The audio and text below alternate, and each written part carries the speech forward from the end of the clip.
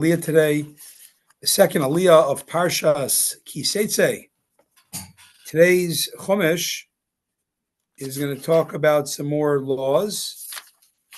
Among them, about the death, a detail about a certain type of death penalty, the mitzvah of returning lost items, helping others, the prohibition against cross-dressing, and sending away a mother bird before taking her eggs. If a man committed a sin, mishpat maves, that carries a sin that carries the death sentence, v'humas is put to death. Then you shall hang him on a gallows. Says Rashi, if a man committed a sin that carries the death sentence, the juxtaposition of the sections tell us that if his father and mother take pity on him, he will eventually fall into bad ways and commit sins which the Beis Din will sentence him to death. Yesterday's Chumash ended with the law of the wayward son. Again, a very, very theoretical, almost impossible scenario that is really written only to be an example of the concept of, a teenager going in a degenerative way. But it says that in this theoretical case, if the son is such a recalcitrant sinner and thief and is going this way, he's put to death. And again, didn't necessarily ever happen. It's more theoretical. But the reason why, how could the Torah say put this kid to death, this teenager, if he admits this theoretical, and even theoretically, it seems very harsh, because it's saying that this is a pathological, danger to society. And if he doesn't get stopped younger, he'll go on to murder. And then he'll get the death penalty anyways. Okay, so but back to this, the idea of the death penalty. We're talking actually here for someone, there's different types of death penalty for different sins. The one we're referring to is whatever, there's a certain amount of, there's a few sins where the punishment is stoning. Like idol worship or blaspheming or stuff like that. And it's going to add a detail. We know about that already, but now we're going to add a detail, which is in a second. The rabbi said this is referring to someone who's killed by stoning, and on top of that, after they're executed, they're hanged till nightfall.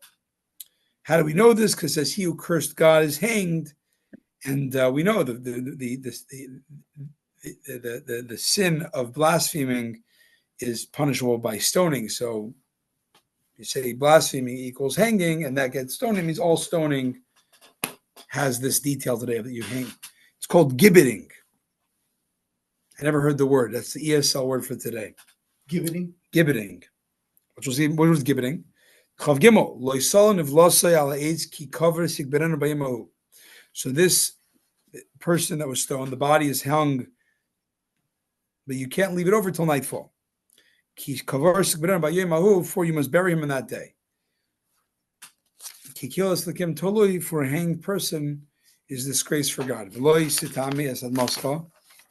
And you must not thereby defile your land.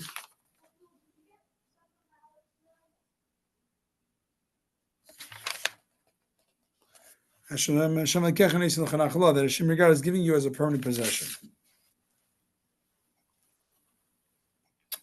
Chav Gimel, Rashi. Why can't you leave him overnight? For a hanged person is a disgrace of God. While I guess is an idea of showing what the person did, and they were executed because of that, you cannot overly disgrace a body. Because why? It's a disgrace of the king, because God made man in his image. And on top of that, the Jewish people are called the children of God. So it's very disgraceful to demean the body more than very minimal, more than is minimally necessary. This can be compared, gives an example, a mashal, a parable. Two brothers who are identical twins. One became a king, and one became a thief. And Roach was hanged. He was caught for killing and stealing, and he was hanged. Then whenever the prince and the pauper story a little bit, not the same thing. But if you take the body of the king's identical twin and he's hung, it looks like, oh my gosh, the king is being hung, or look, the king must have been assassinated. It's very disgraceful for the king for his likeness to be disgraced. Wherever the term cursing in scripture is used, it denotes belittling and insulting. And it says, but he insulted me with an explicit insult. Okay. Continuing on, chapter 22, verse 1. Now we're talking about returning lost items. Here's the verse about returning lost items. In the Hebrew called Hashavas Taveda. You must not see your brother's ox or sheep wandering astray, and ignore them. You must return them to your brother.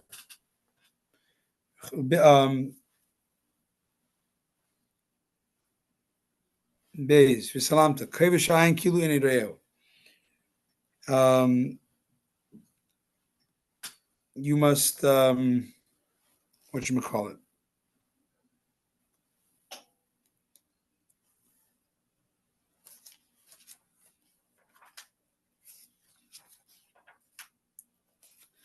He closes his eyes. So basically, if you see a lost item, you ignore it. You can't do that. Once you see, you have to deal with it. You must not see it and ignore it. Meaning, that's the simple meaning. But the rabbi says, so something is that if you notice it, that's divine providence. You have to go take it and you have to try to find the owner. The rabbis expounded a law from this, which is that sometimes there are scenarios where you're allowed to not go. You notice a lost article, you don't have to go deal with it. For example, they learned it from this as well, because the way it says loy sida, the way it should have been written is you should not see it and you should not ignore it, or you should see it. If you will see it, do not ignore it. But it says do not see it and ignore it, implying that it's written in a peculiar way. There is an exception to the rule. There's times you could ignore it. For example, you're a Kohen, you can't go into a cemetery, and you see a lost item in the cemetery, you can't go in. Or let's say you're a very dignified, rabbi or scholar, and it's very, it's undignified for you to go. You find the Barbie doll on the street. You're not going to go look for the kid's, owner. It's not dignified.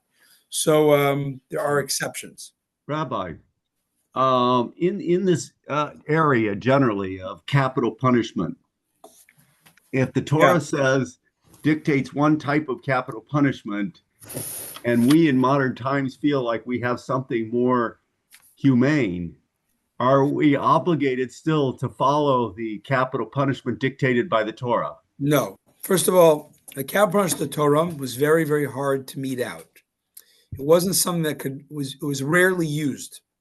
It says in the Talmud, is either, once in 7 years was considered, a lot. Some say even once in 70 years.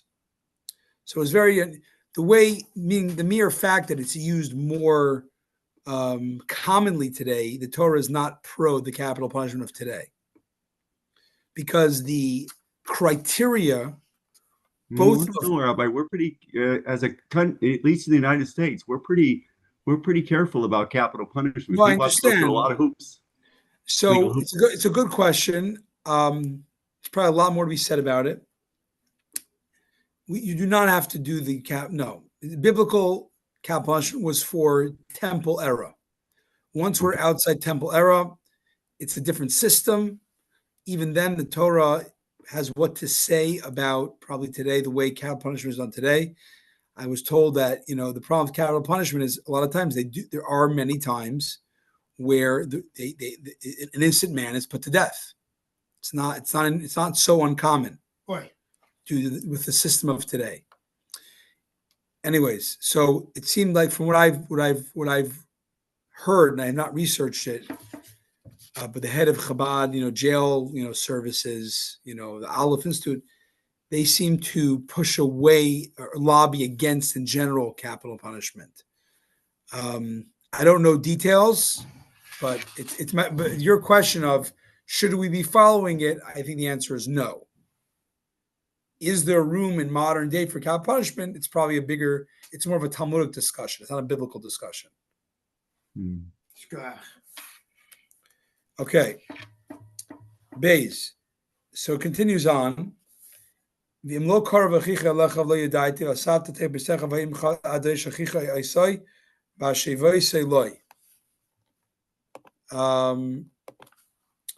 So if your brother's not near to you, or you don't know him, you bring the lost item to your house, and it should be with you until your brother, the unknown owner, comes and demands it. I'm sorry, until you investigate your brother's claim. When he comes and he claims, you have to test him. So then you return it to him. Rashi, what does it mean to your brother claims? I mean, obviously you can't give to every claimer that this is their thing, and liars would abound. So it says el dosher shleidame means you meaning the simple meaning is don't give it to your brother until he comes searching for it. You give it to someone if they're not searching for it? Like, obviously. The answer is you have to actually investigate him. You have to tell, give me a sign that it's yours. Says Rashi, quoting from the Talmud, you shall return it to him. You have to return it to him, is ensure there is something to return, that it should not consume its worth in your house, and that you then claim its value from him. Here our sages said anything produces as well as consumes, let it produce. Okay, basically, let's say someone has lost a dog. A dog, you're not responsible to pay for 10 years for the upkeep of this dog, right? You have to return it. You don't have to pay 10 years of dog food and kennel and stuff. That's not expectant of the finder.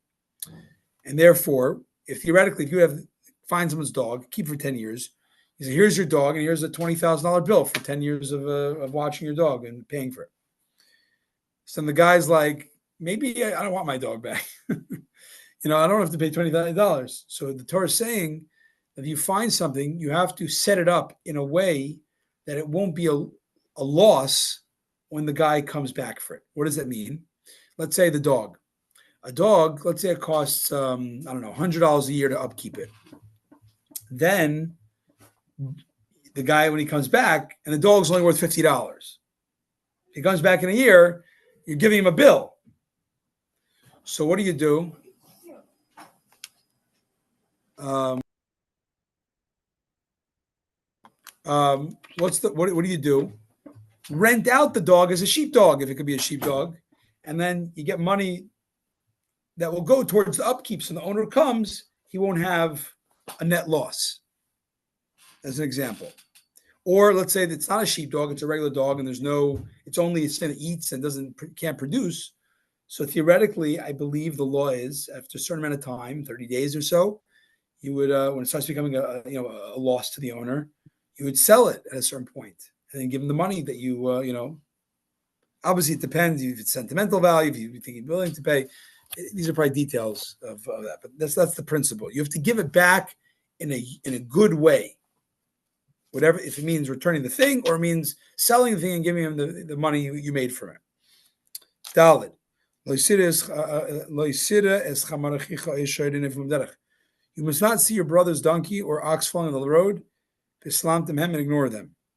Hakim takamimai, you must pick them up together with him. Says Rashi, you must pick him up.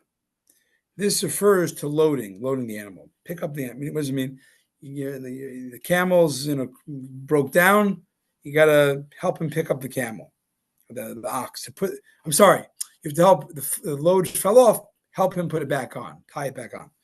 Imai, you have to do it with him. This is interesting. The guy can say, "Oh, I'm helpless. I can't load my donkey back on, my ox, my donkey." You do a mitzvah. If he's not taking his ownership, you don't have to help him. He has to be trying what he can do. If he's basically putting it all on the good, I don't want to say good Samaritan because that's not a good word, but the helping hand guy, you can say, sorry, Charlie. You're not being part of it. I'm not helping you either. But you can't help. You could help him. You just don't have to. I mean, an example: if someone doesn't know how to change a flat tire, you probably still help them. The guy doesn't know how. He's not against it, Hey. Verse 5. A man's article of clothing must not be worn by women, nor may a man wear a woman's garment. For whoever does these things is an abomination for Hashem your God. Hey.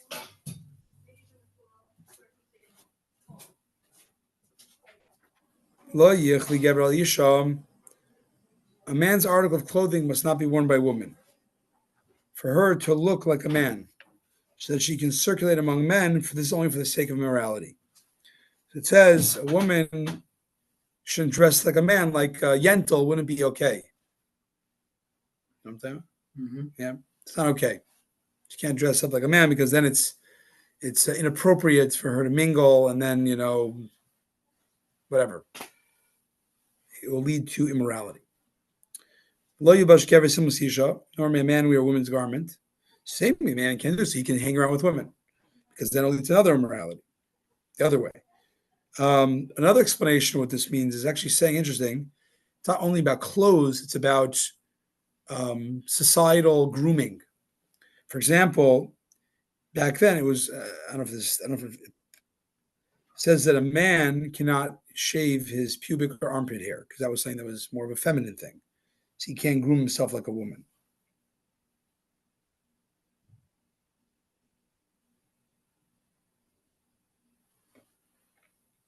Okay. Kisei for it's an abomination. The Torah forbade only wearing clothing leads to abominable behavior. So this is an interesting idea. Changes in dress, according to Rashi, the reason this at a basic Torah level. 5 minutes. At a basic level, Rashi give a reason why the Torah. Rashi doesn't always give the reasons. Interesting. For why. It explains what it says and say why. Here it says why. It says the prohibition of cross-dressing is that the men shouldn't hang around with the women and do immoral things and vice versa. But let's say it's not for that sake, right? At a basic level, let's say today, women wearing pants, right? There's a lot of details about what's considered modest, but let's say loose-fitting, non-accentuating pants, which is a normal garb. You could argue today, in today's society, a woman is not doing that in order to go hang around men. So it would be allowed on that level. There are other reasons why, in certain religious circles, that's not done even with that, but at this basic level, it gives a reason why. Rashi says it's only forbidding clothes that is causing a mingling of the genders that leads to immorality. Yes, Gary. So basically, dressing up in, let's say you were a Jewish Scot, dressing up in kilts would be okay because you're not really trying to be like a woman. Right. You can Google this on Chabad.org or other sites about halacha and cross-dressing or, but yeah, it's exactly the point. If that is a norm, I think I didn't research this, deeply, but, there are, let's say, non-Orthodox, big rabbis, very erudite in Jewish law, that permit women to wear pants according to Jewish law, because today it's not done as a like immodest way to cause mingling. It's just it's become a norm. You know what I'm saying? Again, there's a lot more to this discussion. We're giving you Rashi's take on it for now. Vav. If you happen to come across a bird's nest on the road or any tree or on the ground, Like, I don't know, the dodo bird is in the tree. I don't know. Or what birds, certain birds that do it on the ground. They lay nests in the ground.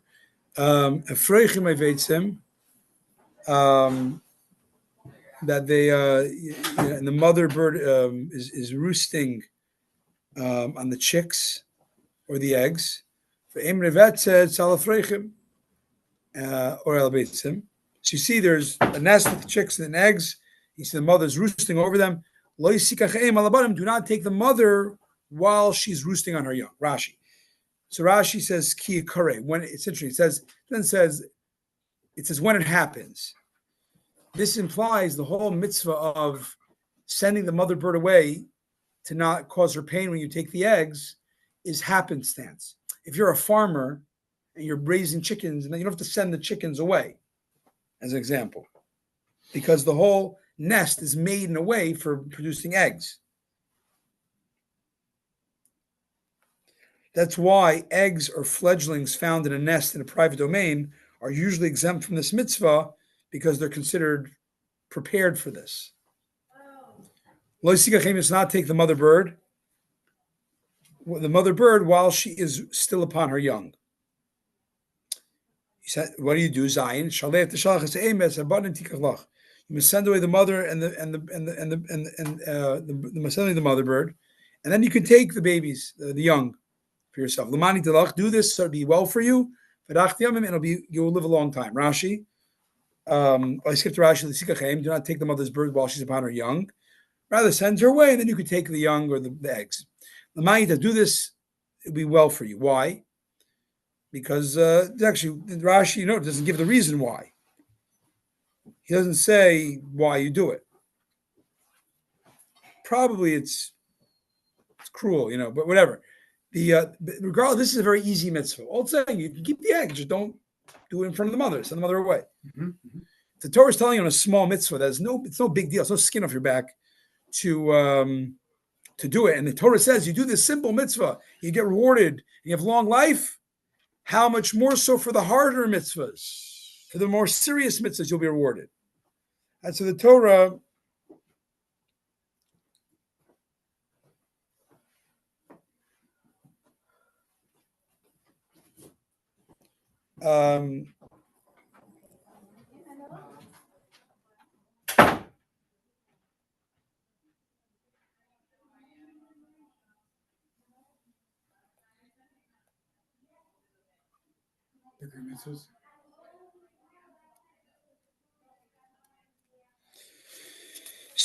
okay, just interesting idea. We learn in Pirkei Avot, you shouldn't be thinking what's a light and a hard mitzvah. So why is the Torah telling you that you do get rewarded more for the harder ones? And there is a difference.